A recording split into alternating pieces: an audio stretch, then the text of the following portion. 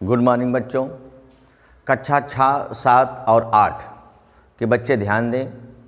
आज मैं आपको हिंदी विषय का भाषा यानी व्याकरण की शुरुआत करते हैं। व्याकरण में भाषा से प्रारंभ करते हैं। भाषा किसे कहते हैं, भाषा के बारे में जान लीजिए।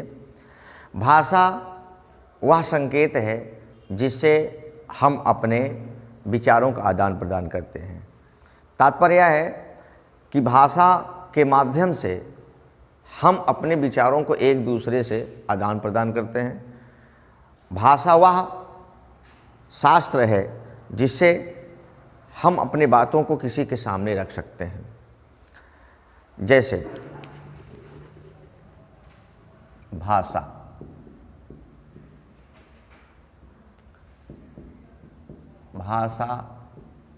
वह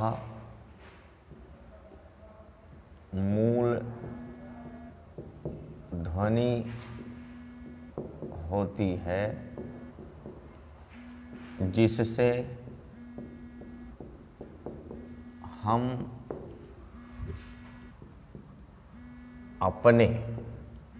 जिससे हम अपने विचारों का आदान प्रदान करते हैं। भाषा वह संकेत है यानी भाषा वह मूल ध्वनि होती है जिससे हम अपने विचारों का आदान प्रदान करते हैं। आपको अपनी बात किसी से कहनी है, समझानी है, तो आप अपनी भाषा का प्रयोग करेंगे। बिना भाषा का प्रयोग किए आप अपनी बात अन्य व्यक्ति से नहीं कह सकते हैं। भाषा के बाद बच्चों आइए हम आपको ले चलते हैं वर्ण की ओर। वर्ण से ही शुरुआत होता है भाषा का। वर्ण किसे कहते हैं जान लो। वर्ण माने अक्षर। वर्ण किसे कहते हैं? वर्ण वह सार्थक मूल ध्वनि होती है जिसके खंड या टुकड़े नहीं किए जा सकते। वर्ण वह सार्थक मूल ध्वनि होती है जिसके खंड या टुकड़े नहीं किए जा सकते। वह मूल ध्वनि जिसके खंड या टुकड़े नहीं किए जा सकते हैं उसे वर्ण कहते हैं। बच्चों वर्ण दो प्रकार के होते हैं। कितने प्रकार के होते हैं? दो प्रकार के। स्वर और व्यंजन। वर्ण दो प्रकार के होते हैं। वर्ण दो प्रकार के होते हैं। नंबर 1 स्वर वर्ण, दूसरा व्यंजन वर्ण। व्यंजन वर्ण। अब देखिए स्वर वर्ण किसे कहते हैं। चलिए स्वर वर्ण वह मूल ध्वनि होती है जिन वर्णों का उच्चारण करने में हम किसी अन्य वर्ण की सहायता नहीं लेते, उसे स्वर वर्ण कहते हैं। हम लिख के बता रहे हैं स्वर वर्ण किसे कहते हैं। जिन वर्णों का या जिन वर्णों के उच्चारण में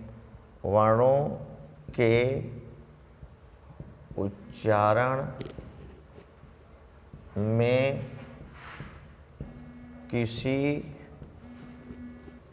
अन्य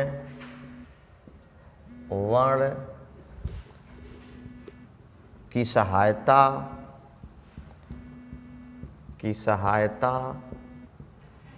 नहीं लेनी पड़ती उसे स्वर वर्ण कहते हैं।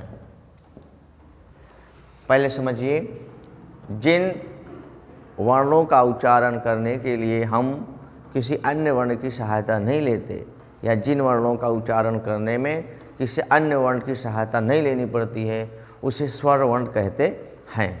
जैसे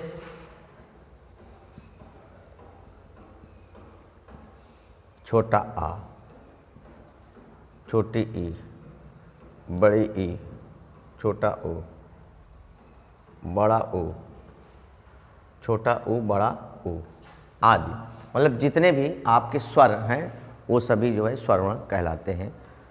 13 स्वर हैं, 13 स्वर आपके स्वर वर्ण हैं। ठीक, उसके बाद व्यंजन वर्ण, उसके बाद क्या है आपका व्यंजन वर्ण। व्यंजन वर्ण, व्यंजन वर्ण में सीधा स्वर वर्ण का बिल्कुल उल्टा समझिए। जिन वर्णों के उच्चारण में स्वर वर्णों की सहायता लेनी पड़ती है उसे व्यंजन वर्ण करते हैं। फिर से समझिए, देखिए, जिन वर्णों के उच्चारण में स्वर वर्णों की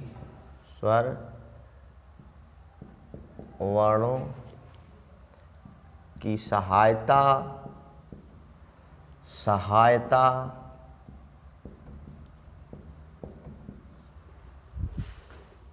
लेनी पड़ती